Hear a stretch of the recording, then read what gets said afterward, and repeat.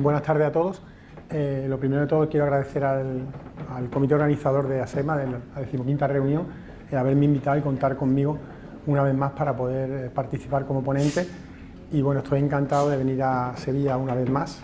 en la ciudad en la que trabajé durante 7 años con maravillosos compañeros como Juanma, como Inma, que están aquí presentes, y sobre todo con Fernando, que es mi segundo padre en la cirugía. Y bueno, encantado de volver siempre aquí, de volver y de poder aportar algo, ¿no? La mesa, la ponencia que se me ha asignado en la mesa se llama pesadilla dentro del área de la suprarrenal. Bueno, lo primero de todo,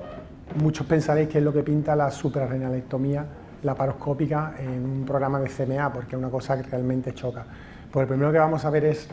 por qué la suprarrenalectomía laparoscópica se habla de ella en CMA, y luego veremos las pesadillas y haré un repaso porque la bibliografía es poca y ello pues ayuda a entender un poco las conclusiones que daremos, ¿no? La primera suprarrenalectomía o de la anatomía laparoscópica la publicó en nuestro medio, en Occidente, Michel Gagné en 1992. Eran 3 casos, 2 síndromes de Cushing y una paciente con un feocromocitoma, pero 3 meses antes una revista oriental, Gashara, había presentado el primer caso, que era un síndrome de Cohn, un hiperal primario. Si os dais cuenta, el hiperaldosteronismo primario, el feocromocitoma y el Cushing son las 3 indicaciones de adrenalectomía en general y laparoscópica sobre todo por patología funcional, y ya a partir de entonces todo el abordaje mínimamente invasivo se fue generalizando hasta convertirse pronto en el gold estándar. No existe en realidad un límite para el tamaño, pero sí que más o menos se viene a establecer en 7-8 centímetros para hacer la cirugía laparoscópica en la glándula suprarrenal. Y después de los tumores funcionantes, los publicados, pues ya empezaron a venir todos los incidentalomas y la patología no funcional.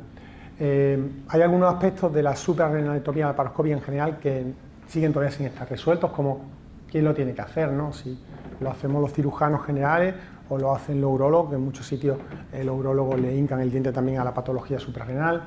¿Dónde debe hacerse? Si en unidades de cirugía endocrina, como por ejemplo aquí en Virgen del Rocío y en muchos otros hospitales, o lo hacen cirujanos que se dedican más en el día a día a la patología abdominal mínimamente invasiva, en unidades de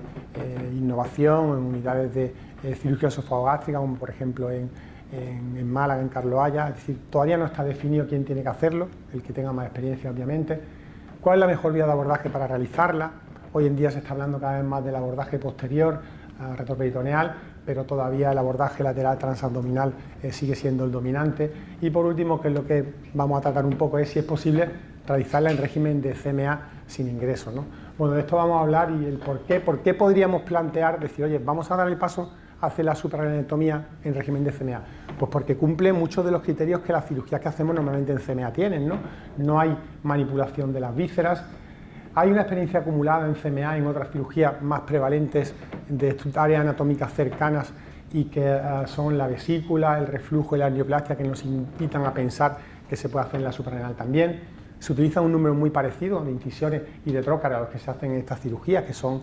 4, entre 3 y 5. No hay secciones, ni manipulación, ni sutura en el aparato digestivo, ni mucha manipulación visceral más allá pues, del descenso de la flexura esplénica en la adrenalectomía izquierda.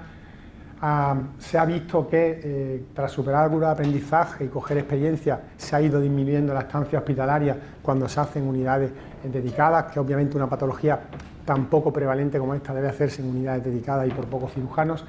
Y en este sentido, pues yo os presento un paper que publicamos en el 2010 en Endocrinología y Nutrición, cuando yo estaba en Carlos Haya. Esta es la experiencia, pues básicamente de un cirujano, José Luis Gallego, con el que trabajé, tuve el honor de trabajar durante muchos años. Antonio y Paco, que están aquí, son 2 anestesistas que durmieron a muchos de los pacientes que están aquí en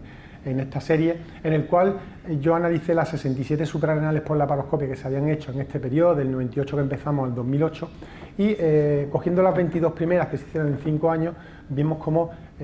logramos disminuir la duración de la cirugía, pues casi en 25 minutos hasta ponerla por debajo de los 80 minutos, y el tiempo de ingreso pues disminuyó a la mitad, de tal manera que ya en esta serie hubo pacientes que estuvieron ingresados menos de 24 horas y algunos que os presentaré luego que se fueron en CMA. Esto indica que conforme se va avanzando y cogiendo experiencia, la estancia de los pacientes va disminuyendo porque el tiempo operatorio también lo hace. También hay argumentos de por qué no plantear esta cirugía en régimen de hospital de día, ¿no? Es muy fácil pensar que hay falta de experiencia en cirugía de órganos sólidos y CMA. La CMA no se suele indicar nunca, ni lo hacemos cuando hay resección de órganos sólidos. La respuesta no la podemos predecir de la derivación hormonal que se produce cuando tratamos un Cushing, un feocromocitoma o un hiperaldosteronismo primario. Estamos quitando un área patológica, funcionante, que aunque haya sido tratada, puede tener consecuencias fisiopatológicas en el postoperatorio que no conocemos. Los incidentalomas, que cada vez ocupan más una indicación de superanetomía laparoscópica, suelen ser tumores mínimos de 4 o 5 centímetros, con lo cual tenemos un área de despegamiento retroperitoneal más grande. Suele ser frecuente que dejamos drenajes por curarnos durante 24 48 horas y obviamente hay que sacar las piezas sin romperse y las incisiones se convierten en mini laparotomías de extracción algunas veces que generan dolor en el postoperatorio. Es una cirugía que siempre estamos en la proximidad de grandes vasos viscerales, tanto en la ligadura de la vena adrenal derecha como en la de la vena adrenal izquierda. Estamos al lado de la cava de la vena adrenal izquierda y eso pues siempre da un poco de congoja a la hora de plantear que el paciente se vaya de alta en el mismo día. No hay ningún soporte científico que avale hoy en día el hacer la adrenalectomía laparoscópica en régimen de CMA y luego el cirujano no quiere sufrir y desde luego los sistemas de salud no te piden ni te demandan que tú hagas esta cirugía en CMA en ningún momento, ¿no? Todo este cóctel pues es una cosa que no anima, ¿no? Vamos a intentar revisar un poco y os voy a presentar los 7 trabajos que hay publicados, que eso ya es un indicador de que en 21 años hay solo 7 trabajos publicados hablando de adrenalectomía y CMA, para que nos ayuden a sacar algunas conclusiones de que, hombre, sí se puede hacer, no hay necesidad, pero ¿dónde lo podríamos hacer? En el 2000 se publicó la primera serie, que son 9 pacientes, en los cuales los criterios de indicación fueron IMC por debajo de 50, tumores de menos de 5 centímetros, edad por debajo de 70 y que no hubiera ningún feocromocitoma. La edad media de los pacientes era de 53 años, los tumores fueron pequeños en general, el tiempo quirúrgico un poco más de 2 horas, apenas sangraron y, repito, no hubo ningún tumor funcional que fuera Cushing o feocromocitoma. El 100% de los pacientes ya en el 2000 eran 9 pacientes, pero todos se fueron de alta sin ingreso con una estancia media de 7 horas. Es decir, si la cirugía tiroidea en régimen de CMA se remonta al 95, hablar de superanetomía laparoscópica en régimen de hospital de día se remonta ya al año 2000. En el mismo año apareció otro trabajo publicado por Hoding, el mentor del doctor Morales, que hablaba de adrenalectomía en régimen de corta estancia. Corta estancia es menos de 24 horas. Ningún paciente se fue de alta en el mismo día. Aquí no había criterios de selección en tamaño ni funcionalidad. La tasa de éxito estuvo en el 50%. Repito, no habla de CMA, sino de corta estancia. Esta es una serie comparativa histórica que va a comparar con superanetomía abierta y, bueno, pues 47% de éxito, no hay criterios de restricción ni en funcionalidad ni en tamaño y lo que ocurre cuando no se aplican estos criterios es que pocos pacientes se van a poner de alta en CMA y mucho menos cuando hablamos de corta estancia. Al año siguiente apareció otra serie, esta ya fijaros que nos va marcando un poco por dónde van a ir los tiros. Habla solamente de pacientes con hiperaldosteronismo primario, que todos sabemos que son los tumores funcionales más pequeñitos de la glándula suprarrenal, y aquí de los 13 pacientes que se incluyen en la serie, el 100% se fueron de alta con criterios de CMA estrictos, con un tiempo medio de cirugía de 38 minutos y entre 3 y 6 horas de estancia. Esto ya es un poco más serio, más convincente. Veis que son ya cirugías cortas, tumores pequeños, solo hiperaldosteronismo primario. Esto se aproxima mucho más a lo que todos podemos entender como pacientes que se pueden ir de alta de CMA, y el hecho de que esto se parezca pues a lo que hemos comentado antes en el año 2000 ya nos deja entrever un poco que este va siendo el camino, ¿no? Las cirugías cortas, los tumores pequeños y solo hiperaldosteronismo primario. Desde el 2001 saltamos al 2009, es decir, en 8 años no hay ni un trabajo científico publicado al respecto, es decir, no se avanzó nada, en el que ya aparece un trabajo de un grupo de Ottawa, en el que ellos ya definen por primera vez criterios restrictivos para considerar superanetomía laparoscópica en régimen de CMA. Fijaros que no quieren ni feocromocitoma ni Cushing, quieren tumores de menos de 6 centímetros, pacientes de menos de 75 años, que no tengan comorbilidad, es decir, solo ASA 1 o 2, no quieren que tengan más de 3 drogas antihipertensivas para controlar el hiperaldosteronismo primario, que sea el primer caso del día y que el paciente obviamente viva menos de 1 hora. Restringen también el BMI a menos de 35 para poder tener unos pacientes más favorables, y con estos criterios, esta serie que es de un único cirujano y con una N de 17 pacientes a lo largo de un periodo de 13 años, pues 14 pacientes se van de alta con criterio de CMA y 3 con menos de 23 horas de ingreso. El tamaño medio del tumor era de 2,5 centímetros y veis pues cómo es otra aportación más, pero no deja de ser una cosa con un valor limitado, porque es una serie histórica de 17 pacientes a lo largo de 13 años con un único cirujano que lo realiza. El siguiente trabajo lo publicamos nosotros en la un poco la abstracción del trabajo que habíamos publicado de cirugía laparoscópica adrenal en general, y que fueron pues, de toda esa serie los casos que nosotros tuvimos de pacientes que estuvieron menos de un día de ingreso, ¿no? Fueron 19 que estuvieron menos de 23 horas y 3 que se fueron de alta en el mismo día. Estos 22 pacientes no metimos ningún fibroblastoma, la cirugía, el tiempo medio era de menos de 1 hora, el tamaño medio del tumor era de 3 centímetros, y bueno, esto para nosotros, que lo hacíamos allí en Carlos Haya, fue un poco la evolución natural de una unidad de cirugía laparoscópica que comandaba un cirujano con altísima experiencia, que había pasado antes por la vesícula, luego por el reflujo en CMA, y que la suprarrenal pues, fue un poco la evolución de hacer esto así, ¿no? El tamaño del nódulo suprarrenal, restringirlo para no ampliar los trócares era muy importante, y la infiltración que hacíamos de los puertos de entrada cuando había que ampliar un poquito también ayudaba a que el paciente pues, tuviera mejor control del dolor postoperatorio. Desde el 2010 hasta el 2021 no aparece la última serie importante, es decir, otros 11 años de gap sin ningún trabajo científico publicado. Y es una compilación comparativa de una serie de 203 suprarrenalectomías laparoscópicas, de las cuales 99 se hicieron en régimen de CMA y 104 con ingreso, hechas por 3 cirujanos en 2 hospitales distintos y por 3 abordajes distintos: robótica, laparoscópica transabdominal y retroperitonascópica. Si os fijáis, donde hubo diferencia entre los que se van de alta con criterios de CMA y los que se quedan ingresados es en que había más hiperaldosteronismo primario, en que el tamaño del tumor era menor, en que la anestesia terminaba antes de las 12 del mediodía, que esto no es ninguna tontería, en que el sangrado era menor y en que el peso de la neoplasia del tumor, obviamente al ser más pequeño, era menor también. La última serie publicada hace poco, la pongo, pero es una serie que no tiene ningún valor, es de un grupo oriental, publicada además este mismo año, en el que habla de tumores que no son funcionantes bioquímicamente, por abordaje retroperitoneal, que es la única que hay publicada, hechas por un único cirujano, que es urólogo, hace nodulectomía suprarrenal, es decir, no hace suprarrenalectomía, fijaros aquí, y bueno, con una indicación bastante dudosa, porque hoy en día no sería aceptable presentar una indicación de suprarrenalectomía para tumores de entre 2 y 4 centímetros que no sean funcionales, porque eso no es una indicación de cirugía hoy en día en ningún sitio. De todos los pacientes, el 21% de los 19 que incluye tiene un ingreso prolongado, y todos los demás que se van de alta en cirugía de más de 24 horas, es decir, esto no es presentable como cirugía ni en modo ambulatorio ni en régimen de corta estancia, y no tiene ningún valor, lo presento porque está publicado. Cuando unimos y vemos todas las series que os he comentado, nos damos cuenta que hay en 22 años 138 casos publicados de cirugía suprarrenal laparoscópica en régimen de CMA, que son series absolutamente heterogéneas, y que la evolución temporal en estos 22 años no tiene nada que ver ni con la colecistectomía, ni con la cirugía del reflujo en CMA, ni con la cirugía de la hernia, donde la imposición se ha ido haciendo de forma progresiva y aquí no se ha hecho para nada, de ninguna manera. ¿Y por qué no se ha impuesto? Y yo creo que no se va a imponer de ningún modo, porque nada en cirugía tarda más de 20 años en imponerse y en convencernos a los cirujanos,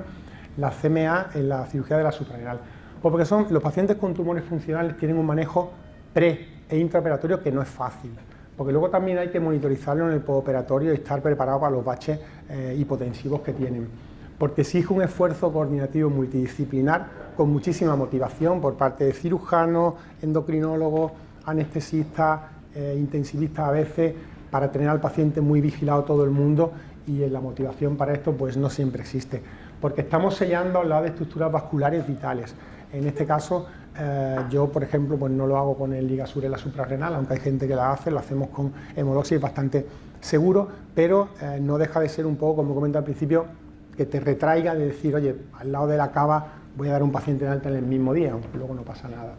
En tumores no funcionales tenemos lechos quirúrgicos de resección que son mayores y más cruentos, donde muchas veces tenemos la tendencia a dejar un drenaje por tranquilidad, y porque incisiones de mayor tamaño en tumores no funcionales e incidentaloma generan más dolor. Por tanto, hablamos de una cirugía ya con una N de por sí pequeña, que se desarrolla en unidades específicas. La N se restringe aún más si a los pacientes le aplicamos los criterios de CMA, porque estos pacientes tienen que tener los mismos criterios de restricción de CMA que tienen todos los demás, y todavía se restringe más aún la N si le aplicamos los criterios de restricción de la patología adrenal, es decir, si excluimos los feocromocitomas, si excluimos los Cushing, sale una N muy pequeña, y esto es una cosa que yo creo que nos va a tirar para adelante. Como pesadillas que puedan ocurrir cuando nos lo planteemos, pues son básicamente 4. el débito hemático por el drenaje. Si se deja drenaje, obviamente, cuando alguien deja un drenaje no tiene que plantearse nunca dar al paciente de alta en el mismo día, porque considera que el lecho ha quedado un poquito cruento. En los baches hipotensores en la unidad de CMA previo al alta, hay que tener en cuenta que no se puede mantener a los pacientes operados de un Cushing sin corticoides en el posoperatorio inmediato, aparte de la dosis de choque intraoperatoria, y que no se les debe dar medicación hipotensora a los pacientes que han sido tratados de un feocromocitoma si alguna vez nos planteamos darlo de alta en CMA. La hipoglucemia severa en los pacientes operados de feocromocitoma por la contrarregulación insulínica son muy frecuentes y hay que tener muy monitorizado el azúcar durante las primeras 48 horas y tener al paciente con snacks y zumitos y todo al lado, o si se hipoglucemian, y hay que infiltrar los trogares con la laparoscopia con anestesia local para intentar controlar el dolor. Este es un trabajo que es el último que ha salido publicado, no es una serie, pero está muy bien en Annals of Surgery, que viene a decirnos un poco cuándo no tenemos que plantear la CMA para la supraanatomía laparoscópica. Fijaros que presenta criterios clínicos, cuando hay fallo respiratorio cardíaco, cuando los pacientes están en diálisis, anticoagulados, tienen un mal estado general o no controlados los niveles de glucosa. Del procedimiento, cuando son tumores grandes, hay hemorragia intraoperatoria, inestabilidad hemodinámica durante la cirugía, obviamente un tumor invasivo o hay un daño vascular o a las estructuras vecinas que se produzca, y los criterios sociales conocidos, que el paciente viva lejos, que no tenga un cuidador, que no tenga un medio de transporte, que tenga una barrera de comunicación o que sea preferencia del paciente no irse de alta. Con todo esto, en los tumores funcionales, si nos lo planteamos, insisto, el hipercortisolismo, hay que darlo de alta con terapia esteroidea sustitutiva. Los pacientes con hiperaldosteronismo primario, que suelen estar tratados con suplementos de potasio por la depresión que tienen por el exceso de aldosterona, hay que quitarle los suplementos al alta y que no los sigan tomando como una medicación que toman habitualmente. Y en el feocromocitoma asegurar los controles de glucemia y corregirla, y por supuesto suspender, si se van a ir de alta, el bloqueo alfa y con los bloqueantes de canales del calcio. Para los grupos interesados,